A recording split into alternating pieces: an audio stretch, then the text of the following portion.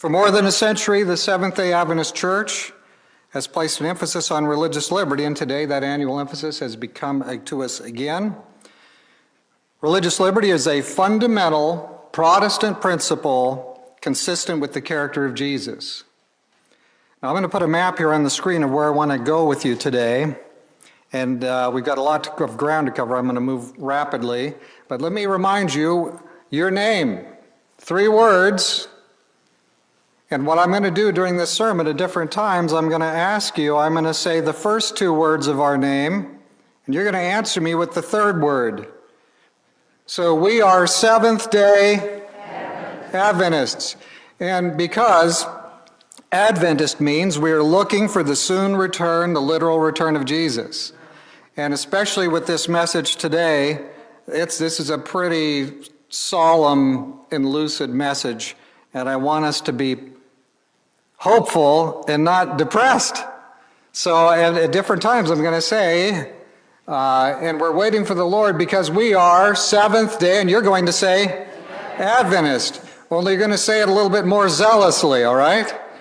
Because we're looking for the coming of Jesus. And so even though we see intense times, we are living in intense times, we are not hopeless, we are hopeful because our Lord Jesus is coming soon. So all through history, God has given us free choice. All of our choices are made against the backdrop of a moral universe. God encourages us to choose the right. We are accountable, but He doesn't coerce us. He doesn't force us. He gave us free will, and He meant it. The exercise of free will, that's part of being human. Now you can begin today by flipping over to Luke chapter 4. We're going to start in Luke chapter 4, but we're looking mostly at signs of the times, and we're going to come up and study Revelation 18 a little bit, but we're coming on that pathway. Jesus came, He said, to proclaim, Luke 4:18, liberty to the captives. That's bringing freedom, that's giving hope. And free speech, the free practice of religion, a life secured by laws rather than by human dictators, with leaders who are held accountable to citizens. That's been rare in history, but we can be very thankful and count our blessings that here in America, mostly this has been our experience.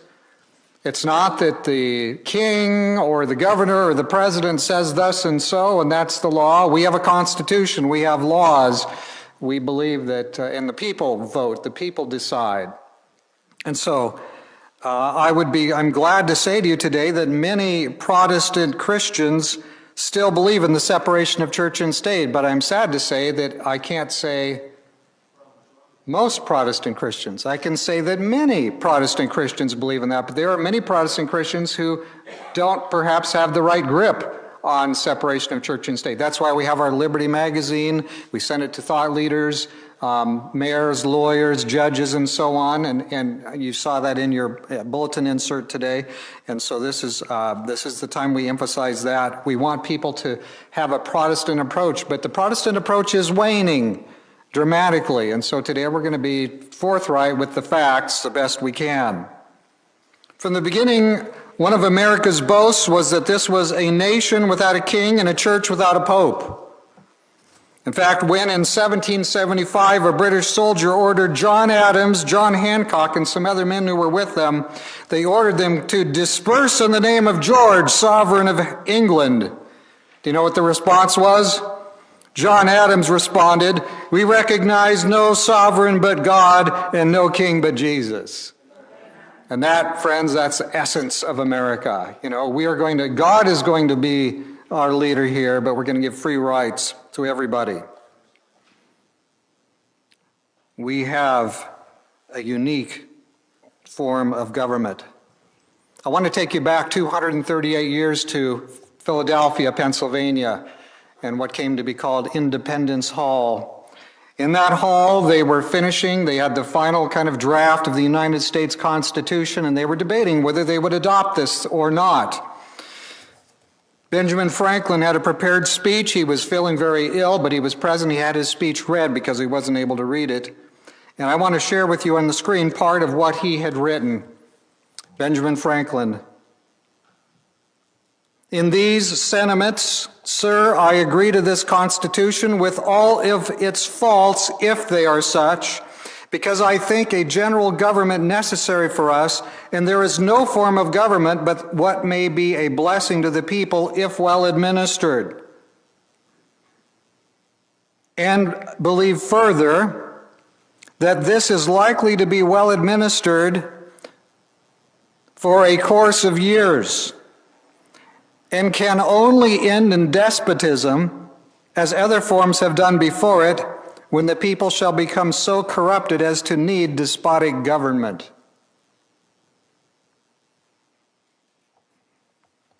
I want you to notice carefully that Benjamin Franklin was very straightforward. He said this is going to end in a despotic government, but I'm here to recommend to you that we adopt this Constitution anyway, because for a period of years, this is going to be good for us. George Washington was chairing the meeting, and he was sitting in a chair, and on the back of the chair was this sun, and this is actually a picture, a photograph of the chair that's there today in Independence Hall. We still have the chair after 238 years. And that is a picture of the sun. But you can't tell if the sun, that half sun, is rising or setting. So they held their debate and they went around and finally they voted on the Constitution. And now they passed it, but it would still, each of the individual colonies had to, the government had, 9 of them had to approve it before it would come into effect. So it's not in effect yet, but they've approved it. And so at that point, Benjamin Franklin turned to George Washington and he said, sir, he says, I've been looking at your chair throughout all of our deliberations, and I see the sun there, and I've never been able to tell whether that sun is rising or that sun is setting. And Benjamin Franklin said to Washington, he said, today I perceive that the sun is rising. It was a beautiful day. The Constitution was now there, and now they'd get to vote on it. And of course, we know that in due course, this was adopted and became a foundation to the United States of America. But notice the warning. This is the same day, by the way, you've probably heard the story too, that when they came out of the hall, there was a lady, Elizabeth Powell, and she called out and said to Benjamin Franklin, so what do we have, a republic or a monarchy? And Franklin said, a republic, if you can keep it.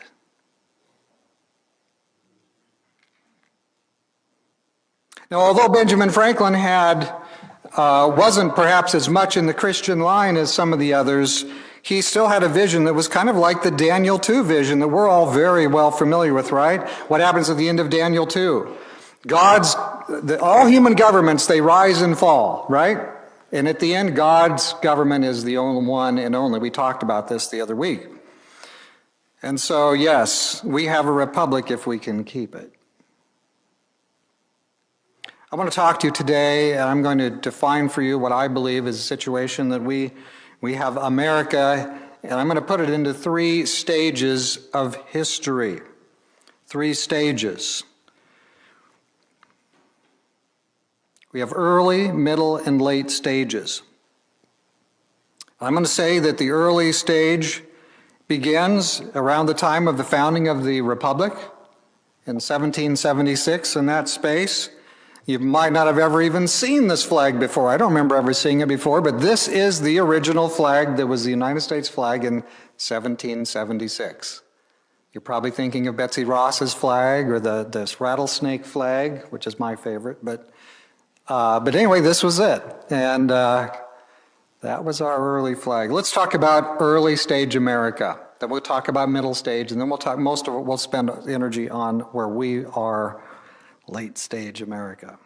What about early stage America? Well, in early stage America, what was it about? It was about liberty. If tyrants became overbearing, the people could act legitimately to replace faulty governance with a new government, which is exactly what our pioneers in America did. America was not an empire. America was an idea, and ours was a very small government. In fact, if you go over some of their deliberations in the earliest days, you find it was kind of like a church board meeting. You know, they're trying to figure out where they can find money to buy clothing for the soldiers. I mean, very things that just we kind of deal with in church boards kind of seem like they're smaller or mundane things. The government had very little money, and it was trying to figure out how to run things on a shoestring. It was a very small government. It was just an interesting time. So early stage America. A lot of our pioneers grew up in early stage America. Ellen White was born in the 1820s. That's early stage America. I'm going to say that early stage America goes out to about 1865. That's where we come to middle stage America. So again, early stage America was about liberty. It was an idea. In middle stage America, secession is no longer an option. Now you remember the Declaration of Independence says what? When a government becomes, I don't remember the exact words, when a government becomes unworkable anymore through tyrannies and so on, it's the right of the people to take it away and establish a new government, right? That's Declaration of Independence. Well, when we come to the middle stage of America, what happens? The South, there's slavery in America. There's an evil, especially pernicious and evil kind of slavery, not that there's really a good kind, but it was very dark. And it shouldn't exist, very bad, and I'm not for that kind of slavery whatsoever. But I'll tell you that in the United States Constitution, the states had the right to secede. So what happened? Shouldn't have done the slavery, but they said they were leaving. And what happened? Well, the United States repudiated the Declaration of Independence because they said, you're not leaving. And we all know the outcome of the war between the states, so they were not allowed to leave. And so this spirit of control continued to increase. And you may or may not know, but after the war between the states, there was many injustices perpetrated against all the citizens in the southern states. There was a period called Reconstruction. You can read all about it. And there were some good things, and there were some bad things that happened. There's a lot of things that weren't probably done just right. But anyway, there's good things that flowed out of that war, but a lot of sad pieces too. So America's government became imperialistic both at home and overseas. We began to have wars. We began to invade other countries. You may or may not know the history, like how we got Hawaii or what we did in the Philippines and some other places. But America became kind of imperialistic. And I'm not going to plow into all that. I'm just pointing out that we became embroiled in a variety of wars, including 2 global conflicts and then the Cold War. Now, what do you think happened when the Soviet Union collapsed in 1989 and 1990? We just say, all right, we don't need all this intelligence agencies anymore. We don't need all this military anymore. You guys can all go home, plant some apple trees, and you know, plant some shade trees, and that's not what happened. What happened was the things that we had were kind of turned inwardly and began to be especially affecting American people. I'm going to put the line between middle stage and late stage America at September 11, 2001. Because what happened there was suddenly we were going to be in a war against terrorism. And there was terrorism. But that suddenly we had interesting developments. In fact, we had something that came to be known as the Patriot Act. 300 pages bill.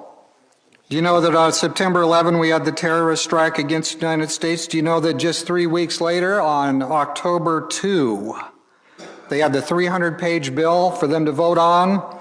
And by October 26, it had been voted by both houses of Congress, and the United States President had voted for it, and it became law. And there were some problems with the Patriot Act. But suddenly, instantaneously, practically, it was law.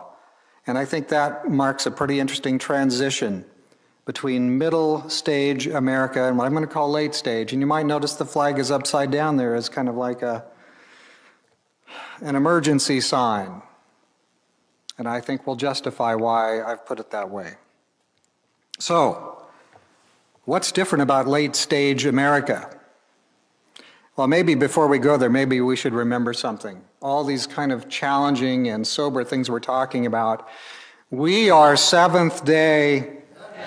Right, we're looking for the second coming of Christ, and so we can be hopeful even when we see some things that aren't as hopeful looking as we want them to be. Fair enough? So let's talk about some of the different business about late stage America. And there's a lot of, I'm just going to blast them onto the screen here. From 2001 onward, there was an inward turn in government intelligence agencies. You might remember a man named Edward Snowden and the revelation that America government was spying on its citizens, taking down all kinds of information on our citizens. Your emails are not private, sorry. Your text messages are not private. Your searches are not private. And the government is carefully gathering all this stuff. The public square move from the printed page and the open face-to-face moved largely into the electronic space. And you know the awesome thing about the electronic space? The unawesome thing? Censoring and monitoring and recording speech in the electronic space is very, very doable. And it's not only very, very doable, but the governments have been doing it. Censorship. Artificial intelligence enables censorship at scale. I've probably mentioned this. Many of our universities, including our own state, University of Michigan, and other major universities, the government has been awarding contracts, $500,000 here, $1.5 million there, and the software to censor people at scale was developed. And now that we have more of the artificial intelligence coming in, if you've got the software, you can follow phrases and things that people write and they put online, they put on Facebook and whatever. And you can individually, if you've got enough people, they can press the buttons and block things and so forth. But you know what? That's very costly because you've got to have all those bodies, all those warm bodies who are looking over all the stuff. But guess what? With artificial intelligence, you can censor people by pressing the button. You set up the program and it looks for certain words and they all line up on the screen and somebody presses a button and it all gets modified, censored, taken down or banned or reduced. And this now is the fact that artificial intelligence is out there today and can be used to censor our free speech. All it just requires is someone to do it, someone to say do it, and it's already there. Changes, these are changes that have happened since 2001. We're also in a safety over privacy culture. If you have a church and you want to build a playground for your church school, that was what we wanted to do in California. We had a church school with a church school. We started a church school with our church. And we found out about all the wonderful regulations in California. But they're not just in California. We found them in other states. But if you want to have a school playground, if you want to have swings, well, people don't want to insure swings. It's not as safe. And so there's all kinds of rules about you've got to spend up thousands, tens of thousands of dollars to put in the right kind of stuff. But this is not, that's just one example of it. This safety over privacy is a pretty big issue. And we saw it in the last few years too, didn't we? Safety over privacy. These are giant changes. Regulatory capture. A lot of the major agencies in our government that are there supposedly to help us.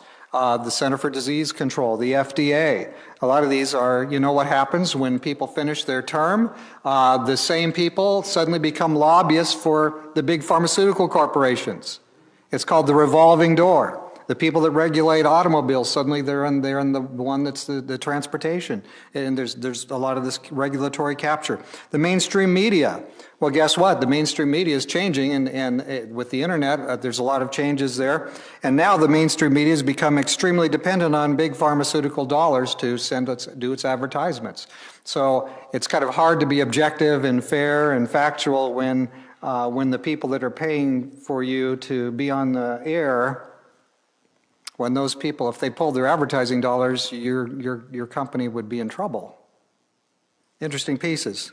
Here's some more. Narrative control. Technology, you all have it, and probably you've all experienced it. Within the last 24 hours, I would wager, you probably have one of those gadgets, the cell phone.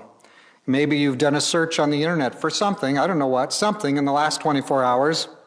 When you combine the internet and the cell phone, the smartphone technology and so on, and you combine all this other stuff, it's very possible to control the messages that go out about what the big story is. What's the big story today? And how do you speak about that story? So narrative control is now extremely technologically enabled. This is the world we're living in, but Jesus is coming. This shouldn't surprise us. Financial control. So, big free choice out there. What do you have, Visa or MasterCard? Or maybe Bank of America, but you've got just a small number of corporations, and you pay a lot of your bills, and you buy stuff pretty much based on just a handful of companies. There is enormous financial control out there, and there's ways that manifests itself. The Pope is, for the last 40 years or so, the Pope has come globally to be regarded as the major moral influencer. If you want to know what's moral, go see what the Pope says. We have secular religions, the LGBTQ emphasis, and others. Those are dominant today. And then we have submission on a vast scale from American Christianity to government mandates. When we had events here 3 or 4 years ago, 5 years ago, there was no major Christian denomination, not one, that really resisted strongly some of the mandates that happened at that time. You'd think that some would have different opinions, but no, virtually not one. So these are some of the pieces we see that are different after 2001. These are some of the pieces that we have under the situation of late-stage America. You know what we might find? We might find that many of the benefits we have enjoyed as a Christian group under the framework of a society of middle-stage America that many of us grew up in, we might find that some of those benefits disappear. Because I don't think we're in the same place, It's like we're not in Kansas anymore. We're not in early-stage America. We're a long ways from that. And I would say to you, we're a long ways from middle-stage America. We are already deeply into late-stage America, and it's not going to get particularly more joyful. But guess what? We are Seventh-day Adventists. We believe in the second coming of Christ. Yes, and so we can be positive anyway. In fact, it's closer than it's ever been. What benefits might disappear? Well, loss of privacy. Do you remember contact tracing? We didn't do it really here, but some churches, they were very adamant to do it. When you went to church, you had to sign in. Just in case the government needed that information, like in case, That's a loss of privacy. The right to gather for worship. Well, in some places, things were really closed down. Even I remember one church, they went in their parking lot, they went to the parking lot and they used speakers, and the government rolled in and said, you can't do this. Travel restrictions. Do you know anybody in Canada? Do you have any relatives in Canada? Do you know that in these last 3 or 4 years, 5 years, if you didn't toe the line on the exact things they said, you could not even really cross the border. Travel restrictions. In Canada, several pastors were arrested because they held church services when the government said to be closed. The exercise of property rights. You own your own property, but guess what? Our schools, the government, the state of Michigan can come in a moment and say, if you don't do what we say, the Department of Health will close you down. So we own the schools, but boy, we own it, but it's kind of just closed downable. Is that a word? Closed downable? So we have our ownership issues. We have participation in the financial system. What happens when the bank says we won't do this anymore because we don't like your values? We'll talk about that in a minute. Participation in medical and legal frameworks. You know that lawyers have to sign things, and this has happened in America, but more so even in Canada. If you've got to toe a certain line, we believe in these things, or they disbar you. And then there's heating restrictions. And you say, what? What do you mean? What about heating? Well, here's one. This article, I think, was from this week. Sweden is closing churches to meet climate goals, including historic churches from the Middle Ages. Now, so in Sweden, of course, you have a state government. It's a Lutheran church, and the state pays for part of it. So it's not quite like here in America. But do you know what they're saying is that, and I read the article, and the article says, many of our churches are small.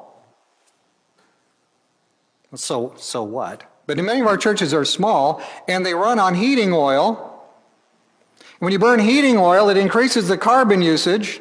And when the carbon usage increases, we're contributing to, supposedly, to global climate change and global warming.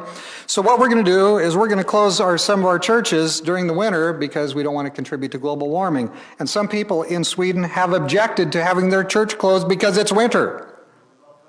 But the government said, your church is closed. So this is Sweden. This is in the heart of, highly secularized Scandinavian nations. This isn't America. But it's an interesting trend, possibly, isn't it?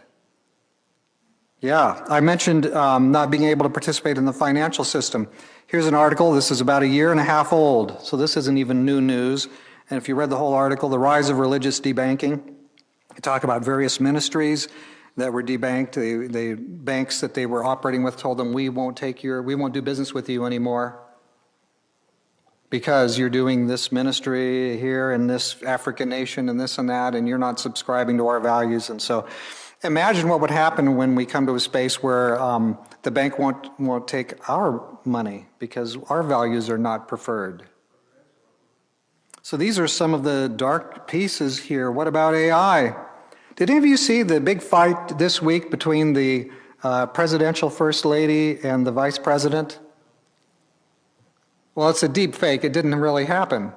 But AI is learning how to fake things, and there's a video circulating just the last couple of days that shows at the funeral, that shows they got together and there was tension, and then they had a big fight, and you can see it online. It looks absolutely lifelike, absolutely real, because they now have the technology. They can make a picture of anybody fighting, and it is absolutely true to life. That's where we are. They call those deep fakes. So that they didn't really fight. So just so we don't get in trouble here. But what happens when AI learns to lie really well? By the way, AI, it can track you and know the things you click on, the things you read, how much time you spent reading on it. You all know how it works, right? If you do a search for, let's say you want to buy a violin for your grandkids for Christmas. And so you go up and you do a search for violins. Well, what do you see for the next week and a half on your computer? Violin ads, or whatever it is, right? Because what happens is all the data from your searches has been sold, it's been recorded, it's been sold out, and the companies that sell violins have bought it, and now they're going to spit advertisements for violins at you for the next week. That's the way it works. And so whenever you do a search, it's not private.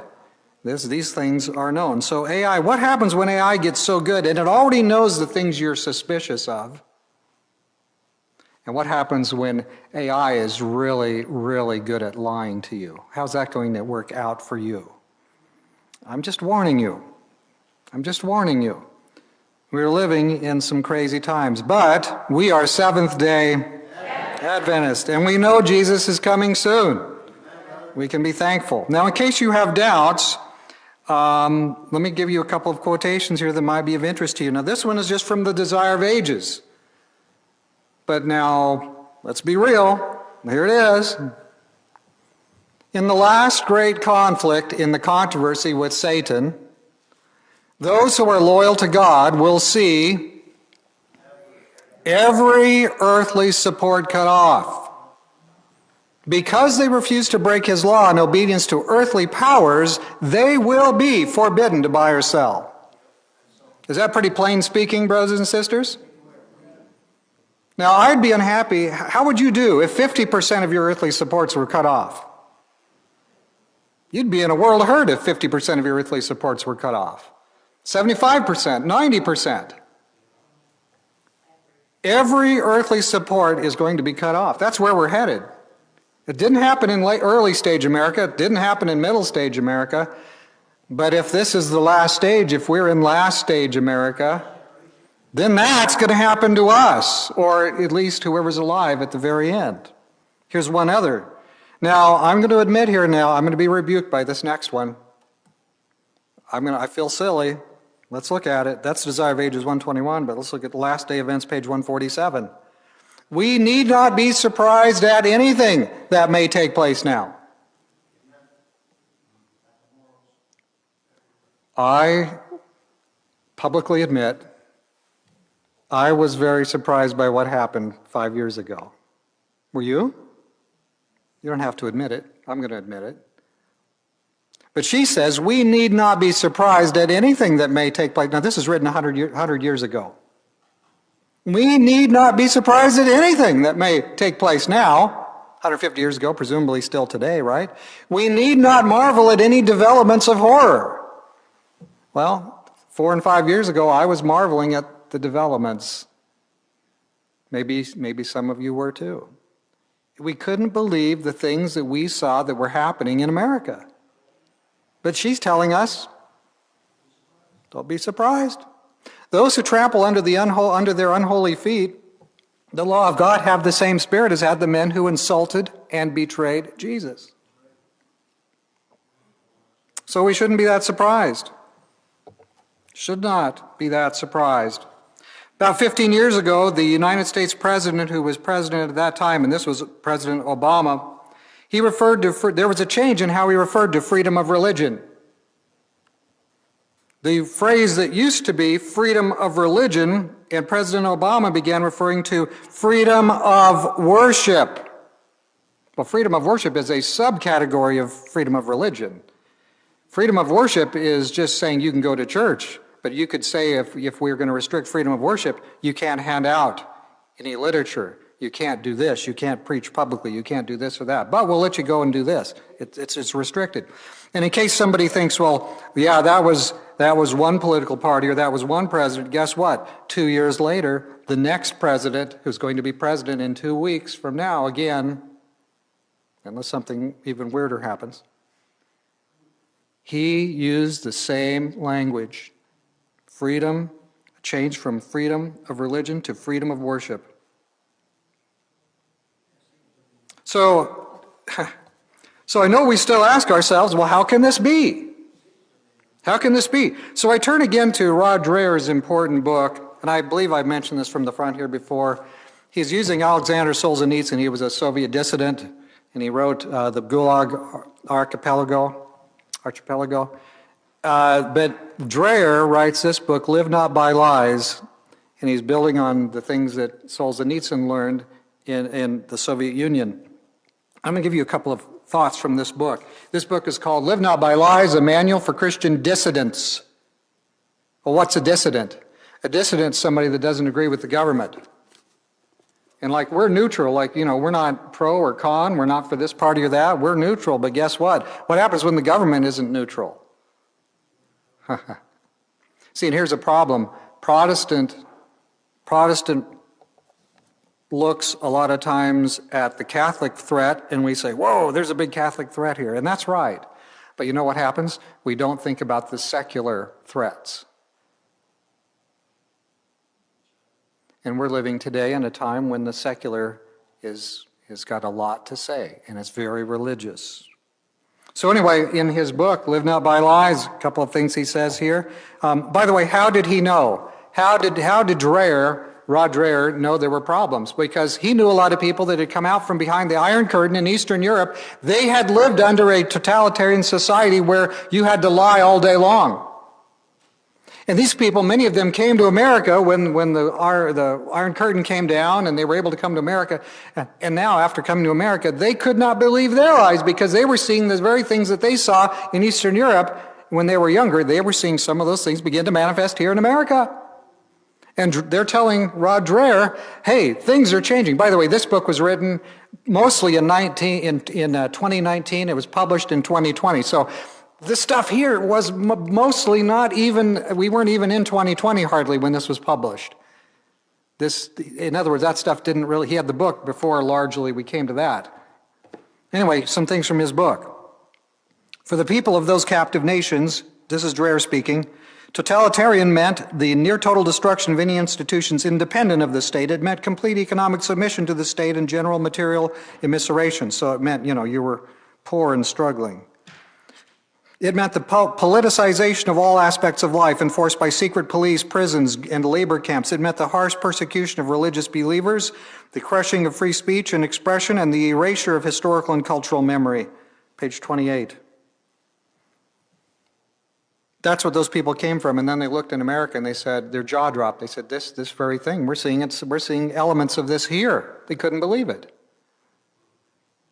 Because everybody in America was thinking middle stage America. Because we grew up, many of us, in middle stage America.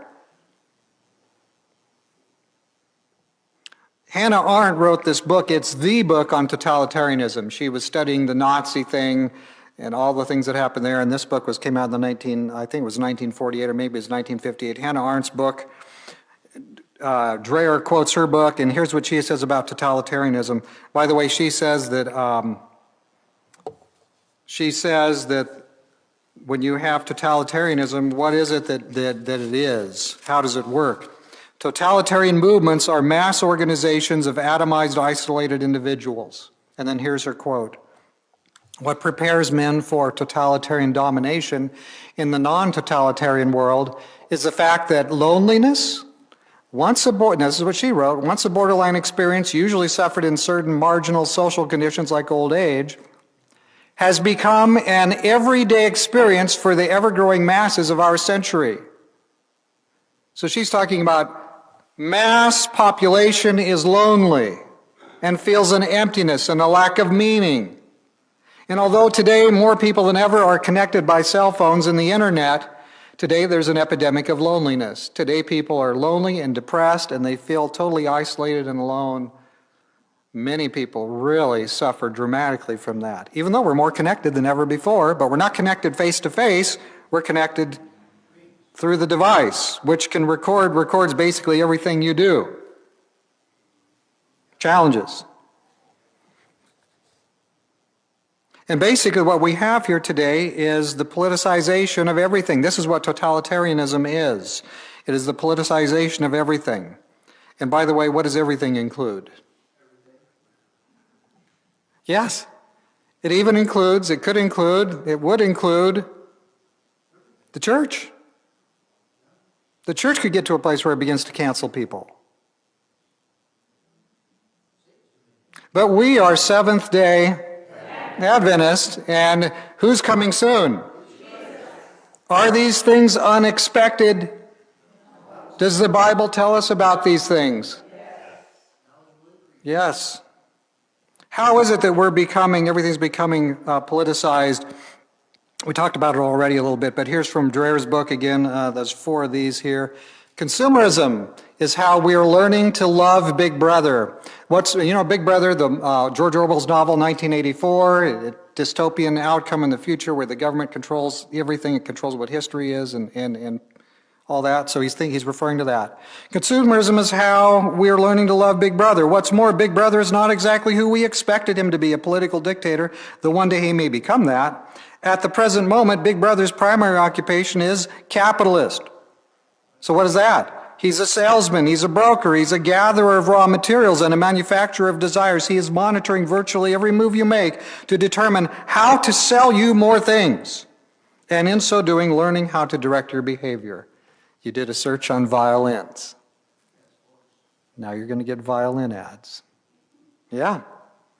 And anyway, he keeps talking here. In this way, Big Brother is what? Big Brother is laying the foundation for soft totalitarianism, both in terms of creating and implementing the technology for political and social control, and by, grooming the population to accept it as normal. Do you know that if you took everybody's cell phone away today, there would be riots? There are all kinds of teachers on the internet who they took the cell phone away from the kids in the classroom. And have you seen those? Have you heard about that? Students physically assaulting the teachers. Some teachers have been killed. Took away the kids' phone in the classroom. People are addicted. They're designed to be addicted. Some of us have elements of addiction to electronic devices. Don't you think? Sorry about it. And by the way, the masters of data aren't simply trying to figure out what you like. They're now at work making you like what they want you to like without their manipulation being detected. As I said, when you go to search for something, it puts a cookie on your computer and it goes out and it's sold immediately to the advertisers, and now you get violin ads all day long, whatever it is. So, and now with AIs, it just takes a few commands, a few images, a few words, and the voices of any person can be realistically faked. I referred to the fake fight video. What happens, by the way, when the AIs learn to lie? I mean, they already can lie by making up these fake videos, but what happens when they learn to lie to us? By the way, who are they going to learn to lie from? They're going to learn to lie from us. And they're going to be so good at lying to us that where are we going to be? That's the world that we are in. We are in late stage America. We're entering into amazing times, and one can't help but admit that we've not even begun to truly prepare for this threat environment that we face in late stage America. Well, let's open our Bible now from Luke 4 to Revelation 13, and we're going to talk briefly about Revelation 13 and 11 and Revelation 18. Some among us seem to want to read the Revelation 13 scenario apart from Revelation chapters 11 and 18.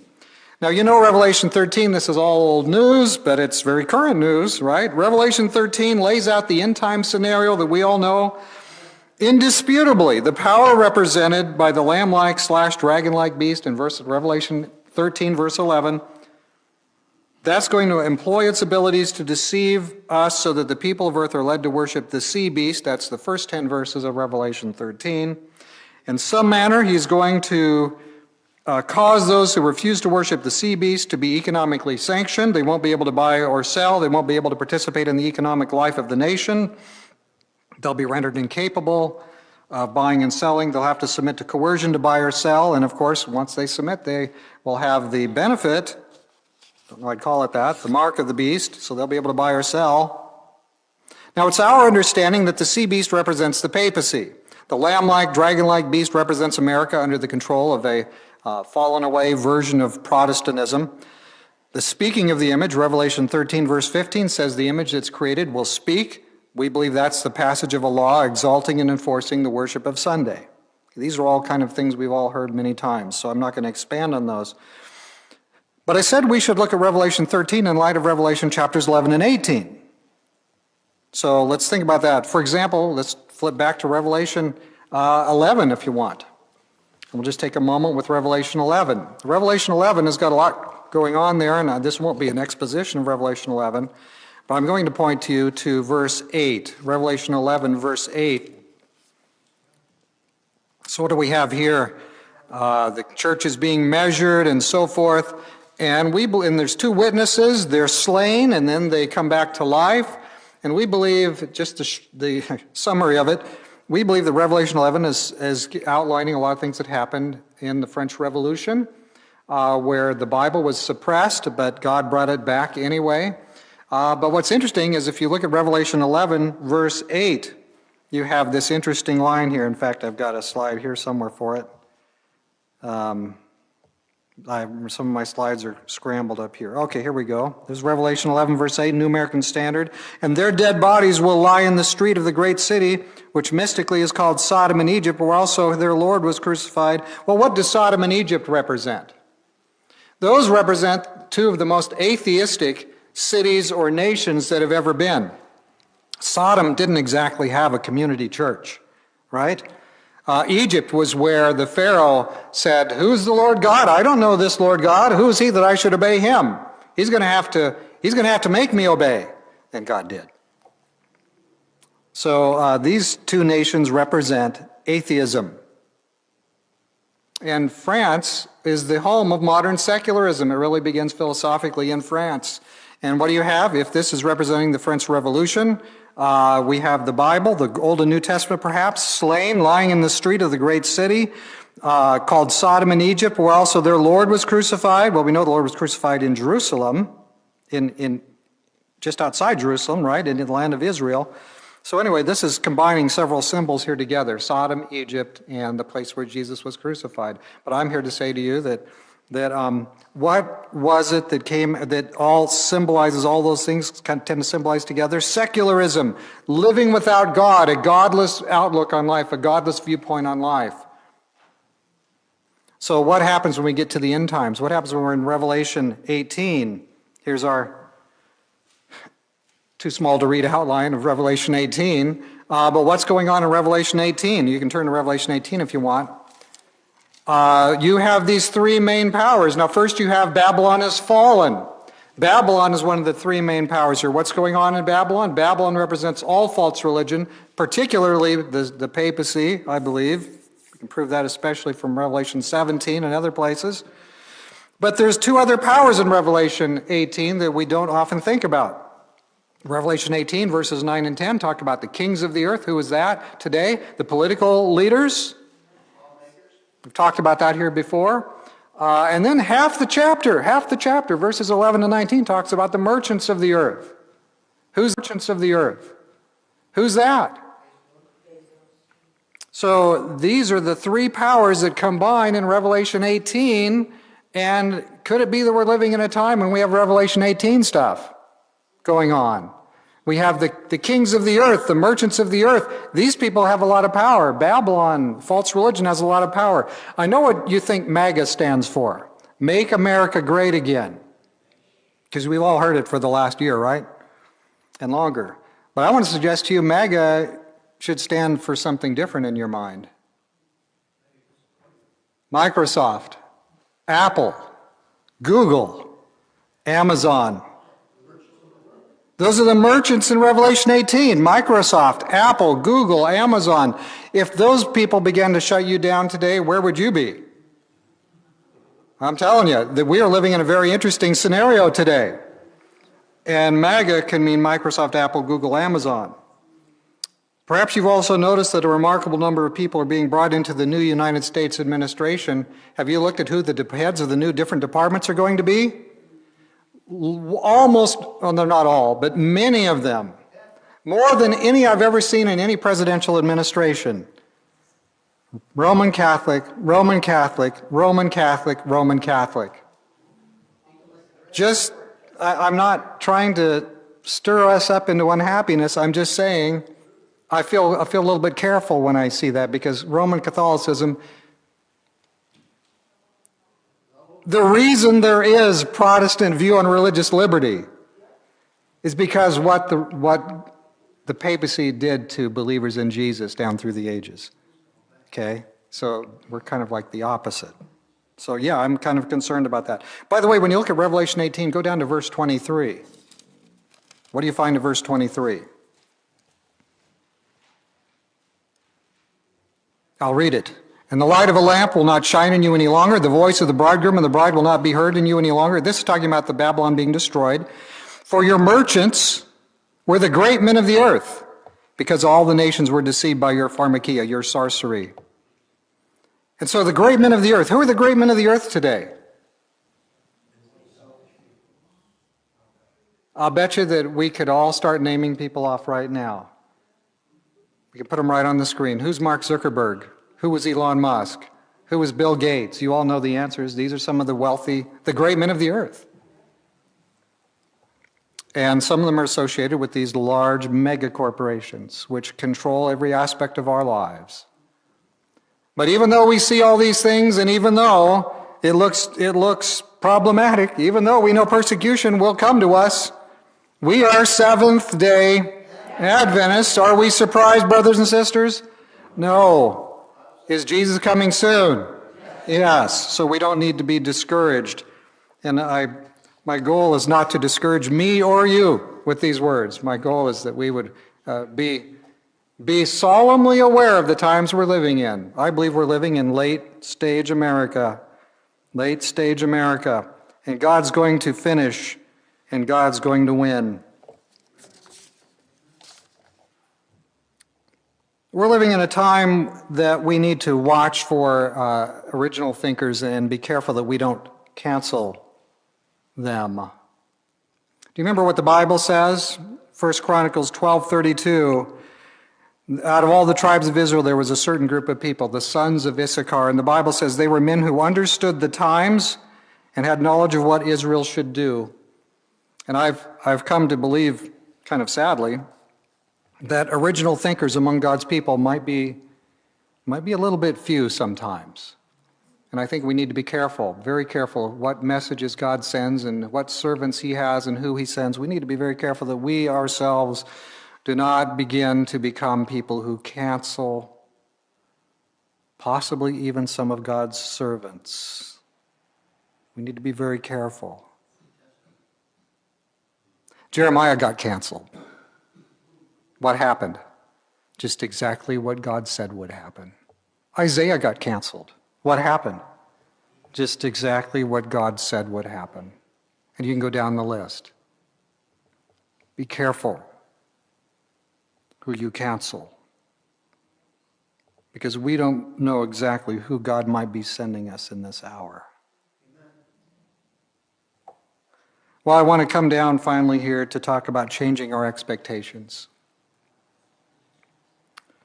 Because we're not in early stage America, we're not in middle stage America. I believe we're in what we could call late stage America. And we might find that things that we want, we would prefer could be done for us, can't be done for us in the same way anymore. When the Seventh-day Adventist Church in the Soviet Union, when the Soviet Union was there, was the church able to do everything they wanted for its members at that time? No. A lot of things had to be done. God gave supernatural help. A lot of things had to be done in a very surreptitious way because the government was watching. And if you are debanked, boy, you'd be in a troublous spot. And all we're waiting for today, for the financial control, I mean, they already control your Visa and MasterCard, right? But friends, we are one global event away from a crash of the economy, and suddenly, well, don't worry, it'll be okay. We have central bank digital currencies available for you. In fact, we'll even give you some for free. But you will need to have a digital ID to participate in this wonderful program. That's what we are. We are one global event away from having every single transaction monitored by the government. That's all it would take. Could it be that things that the church organization, which was so masterfully constructed, it did so well at during the middle stage of America? Could it be that we're coming to a time when the church might not be able to deliver all the kinds of helps and services to late stage America that it could do for us before? So I can't tell you the future in detail. I can't tell you, what it may have to be done to change. I'm not here trying to say to change your expectations of the organized church. I'm not telling you to abandon the church. I'm not telling you anything like that at all. But if you expect to be bailed out, in middle stage America, you had a problem with your employer, our religious liberty people would come and help you, maybe write letters for you, maybe even help you in a legal case. And they still do that, even though we're in late stage America. They'll help you. But we may come to a time when even those kinds of helps may not be available in the way they were available before. And so, friends, I'm not trying to lower our expectations, but I'm trying to say that we're living in a time when our expectations of what the church organization can and can't do for us we might need to modify it. If the church is prevented from opening a school because there's a health event, and the government says you can't open your school, it may be that the organized church won't be able to open that school until the government allows them to. So I'm trying to give our leaders some space to adjust to things without compromising, of course. But I'm saying just because they're bound by the situation doesn't mean they're unfaithful. And thankfully, we can say today we do have Religious Liberty Department. We do have ability to help with job issues and different kinds of issues like that. So we still have it. I don't know how long it will be, but we still have it, and we should strengthen it while we can. I'm suggesting that the constraints that God's church functions in may mean we're not going to be able to expect that we can be delivered from some of the impositions against our liberties that are incoming. God's church continued to exist under totalitarian oppression in the Soviet Union, but you know what? God worked with them in many supernatural ways, and the church persisted there.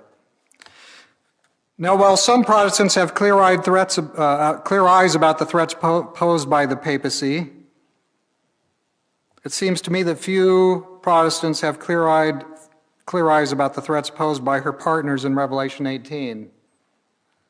The kings of the earth, maybe we have some concern about that, but the merchants of the earth, we really haven't thought about all that connection and how much our life is impacted by our connections with the merchants of the earth. The entire world system is represented by Babylon, the kings of the earth, Babylon, the merchants of the earth.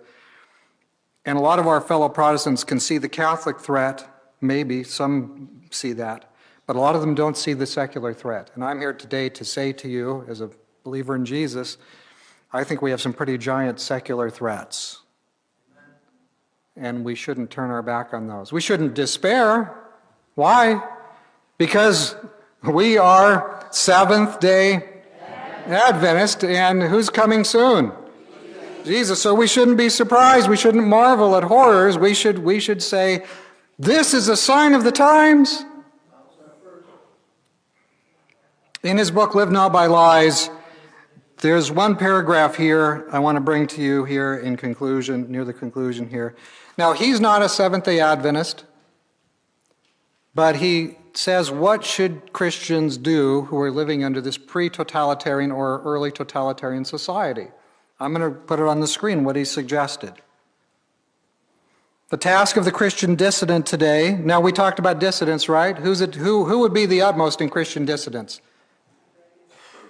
Seventh-day Adventists would be. If you don't agree with the government, when the government restricts your religious liberty, you're a dissident. And we don't want to be a dissident. We want to all get along and have smiley faces and happy, but we might be dissidents. So here's what he says. The task of the Christian dissident today is to personally commit herself to live not by lies. How can she do that alone? Well, really, it's hard to live without lies if you're doing it alone. So he says this. She needs to draw close to authentic spiritual leadership. That means pastors, laity, or both, spiritual leaders, and form small cells of fellow believers with whom she can pray, sing, study Scripture, and read other books important to their mission. This is what they did behind the Iron Curtain. This is how Christianity survived in Eastern Europe. These four things. They gathered together, they prayed, they sang, they studied the Bible, and they learned about their situation they were in the best they could. With her cell, the dissident discusses the issues and challenges facing them as Christians, especially challenges to their liberties. They employ the Kolakovich method of see, judge, act. That is, to identify the challenge, discern together its meaning, and then act on your conclusions. See, act, judge. That was their slogan. Where are we in the flow of history? And so today, this kind of solemn talk here, this isn't all happy stuff. This is pretty solemn stuff. But you know what? Jesus is coming. In fact, it can't be that much longer, can it? And so, interesting suggestion here. Getting together, maybe in private settings, so you can study the Bible together, pray together. By the way, in China today, there's a lot of this happening. There's a state church and there's non-state churches. And behind the scenes, there's a lot of people gathering and worshiping the Lord Jesus. Finally, in Live Not by Lies, there was a statement he made on page 105 of his book, and I thought it was especially pertinent. I'm going to put it on the screen here. You have to live in a world of lies. But it's your choice as to whether that world lives in you. If you are studying the Bible, if you are walking with Jesus, if you're having daily experience with Jesus, a person, the personal God, the God of Scripture, if you're walking with Him, you do not have to live by lies. If Jesus lives in you, that world of lies does not need to live in you. And so it's critical that we have Jesus with us. Finally, I have one last quotation for you here today, and this comes from kind of an obscure reference from Ellen White, but this, when I saw this, it really shocked me because this, to me, this explains our world today. Okay, so this, let me give it to you. This is Signs of the Times, December 29, 1890. Babylon is a symbol of the world at large.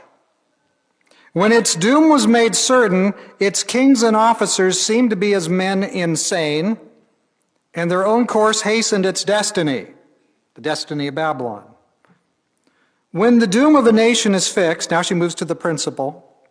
When the doom of a nation is fixed, it seems that all the energy, wisdom, and discretion of its former time of prosperity deserts its men of position, and they hasten the evil they would avert. Outside enemies are not the greatest peril to an individual or a nation. The overthrow of a nation results, under the providence of God, from some unwise or evil course of its own. Now, let me work it through one last time here. Babylon is a symbol of the world at large, so she's talking symbolically. Now she moves to when Babylon's doom was made certain. Who? Its kings and officers. Who? The leaders, right? The leaders. They seem to be like insane people. Sometimes, have you ever had just the beginning of that thought about some of our leaders? You don't need to say anything. But she says that their course hastened its destiny. And then she said, now she moves to the principle, when the doom of a nation is fixed, because God sets them up, God takes them down. When God determines that it's the take them down part, when the doom of a nation is fixed, it seems that all the energy, wisdom, and discretion of its former time of prosperity, we'd be here talking about early stage America, middle stage America, or at least early stage America, that deserts its men of position, and without meaning to, they hasten the evil they would avert. Remember the Bible verse that says we can do nothing against the truth but for the truth? And then she said this at the end, right? Outside enemies are not the greatest peril to an individual or a nation. And then what's the summary? The overthrow of a nation results under God's providence from some unwise or evil course of its own. In other words, the leaders that are appointed completely get it backwards. And friends, this is what we would expect under late stage America.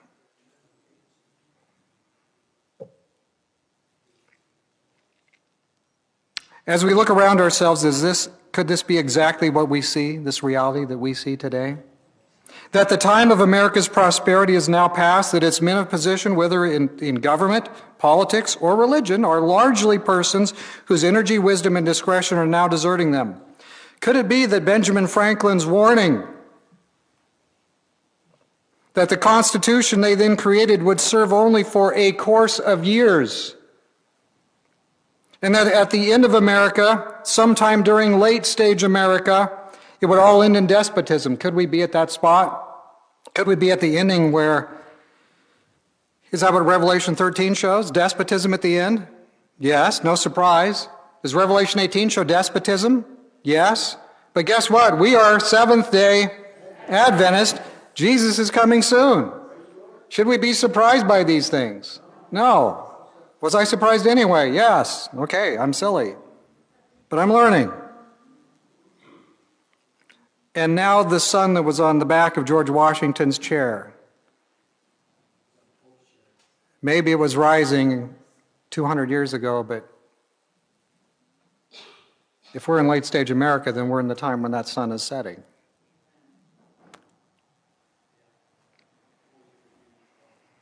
So my suggestion is that we have come to the time foretold when we will in due course see our religious liberties rapidly erode. We will even see a culture of cancellation attempt to manifest itself in the nation, in the media, all around, and possibly it could happen even in the church, God forbid. We live in a time of emergency. We live in a time when things are shifting. There's a passage into pre-totalitarianism, and then it'll certainly go to totalitarian things.